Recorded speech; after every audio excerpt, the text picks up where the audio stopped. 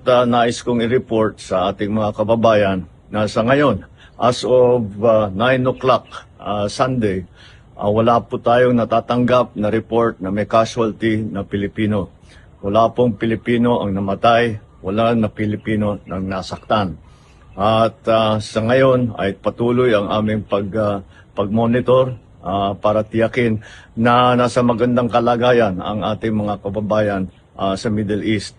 Ang ating tuloy-tuloy na binabantayan dahil ito'y kailangan natin tuloy-tuloy na bantayan at hindi ito tapos pa. Palagay ko patuloy pa itong gerang ito. Ngunit sa aming latest report ay ang ating mga kababayan ay nasa safe na lugar at sila ay nakapunta sa mga bomb shelter kung saan sila at lumalayo sila doon sa mga bases ng Amerikano upang hindi naman sila mapalapit sa alanganin. Patuloy po